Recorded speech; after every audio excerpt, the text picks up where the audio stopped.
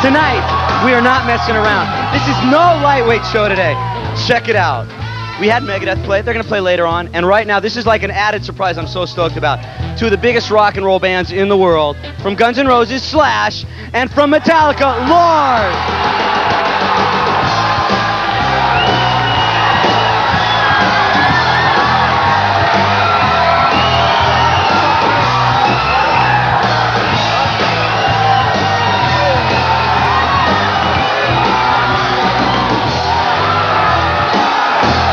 So this was kind of like an added surprise.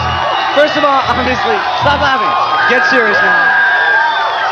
I want to talk about something that starts off Friday in Washington, D.C. I'm going to be there with MTV, so that'll be good for me. I get to see both bands. The Guns N' Roses and Metallica tour. How did the whole thing come about? I can't hear a word you're saying. I can't hear it. You guys keep it down. Everybody quiet for a second. Come on. I'm trying to talk to these guys. Okay. I want to talk about, obviously, the Guns N' Roses and Metallica. Hey, Slash. It's been a long time. How you doing? How's the family? This is funny. I didn't know. Anyways, it's a long story. Right? The Guns Metallica tour. It starts off Friday in Washington, D.C., and we're going to be there. I'm going to be there with MTV, and you'll be watching it, or you in Washington. Everybody will probably be there. Right. And I assume that you guys will be there. Yeah, so tell me, how did the tour come about? Just because we've been buds for a long time. A lot of late nights. It was real simple. We go out, we get drunk, and we go, let's I find that so hard to believe.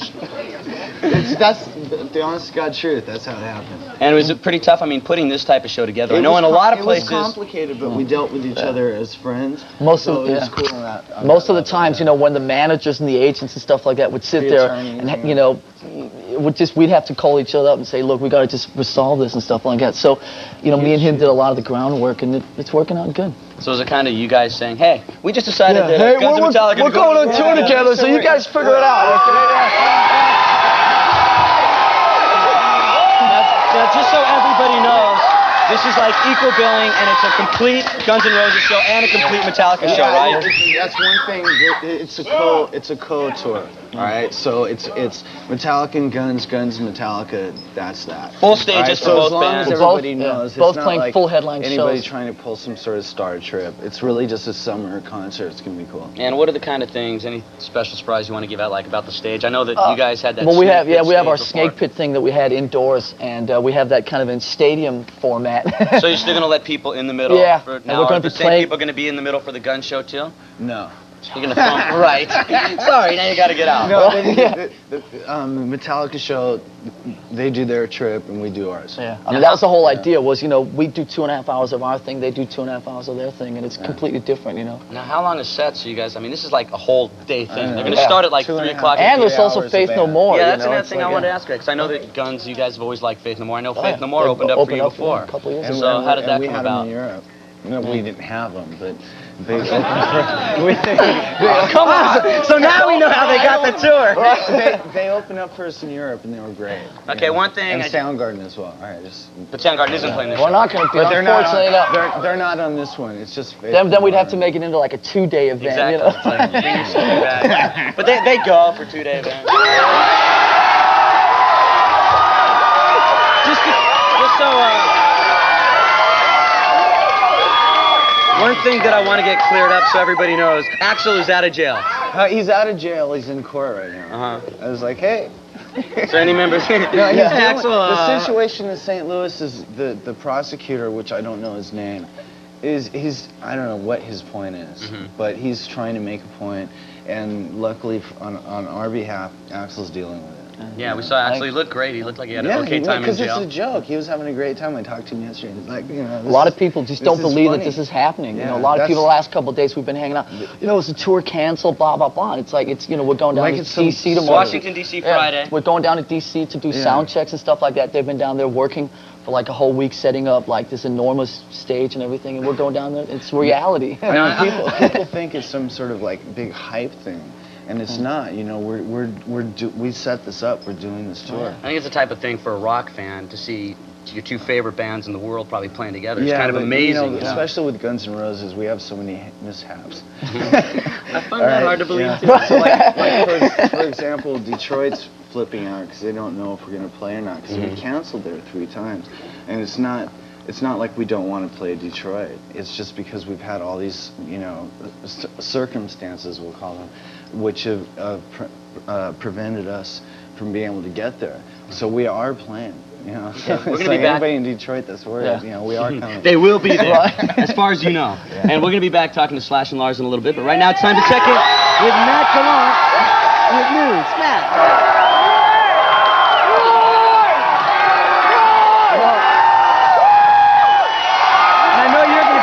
So you can find out all about Axel's arraignment, right? Anyways, we were talking a little bit about this tour, which is probably the biggest tour to hit ever. Guns N' Roses, Metallica, and Faith No More. Right. And one thing that we were talking about a little bit earlier is there's a lot of big cities that you guys aren't going to hit, and it's not by your choice, right? No, it's we sat down, like basically picked like the 30 biggest cities in the country, and when it came time to like Cleveland, Philly, Atlanta, I think Kansas City, places like that, they just said, stay away. And like we tried St. Louis. Yeah. Well, St. Louis. That was not one of the cities that was picked. picked, believe me.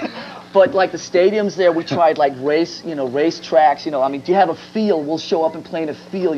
Find us a sewer system. We're there. But I just want to tell all the kids in those cities that it's not because we didn't, not for lack of trying. All you guys in Atlanta and Cleveland and so on, you guys are gonna have to do a little driving, but hey, we tried. Yeah, because sometimes people in those cities say, "Oh God, Guns and Metallica, they're forgetting about us." But you guys want to play all these cities, right? You want to play everywhere. Yeah, we I mean, even in LA, I know with the Rose Bowl, it took forever to finally say, "Hey, this Guns and Metallica show is going to be okay. You neighbors don't have to worry about anything." Which is another thing, you might want to tell the people that go to the show, you love the screaming and yelling, but make sure that everybody's kind of. You got to get to a point where it's your show, yeah, but at the same time, it's got to be organized and it's got to be formulated to a point where you can get as many people into one place without having any upheaval, And then finally you start to narrow it down to, okay, this city, we've played there before, so we know exactly it's going to be organized. Because one other thing, gotta make sure also that in these places that they'll let other shows come in afterwards. And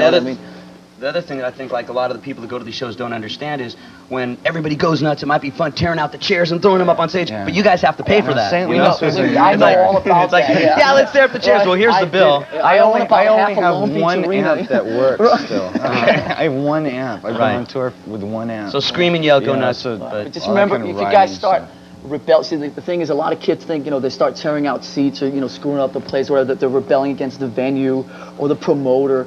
But what they're really rebelling against is just us, because we have to pay the bills, and it gives all heavy metal a bad name because they don't want any more rock stars. That's why there's not shows in places like Cleveland and Philly. It's a weird feeling. Guys, thanks a lot for stopping by. And we'll see you in Washington. I'll be there for the first Guns Metallica Faith No More show. Coming up, we're going to crown today's 6 o'clock Slug Out champion. Here are the standings so far. I don't know what the standings are. Anyway, if you're not happy with that, call 1-800-862-2688 and get happy.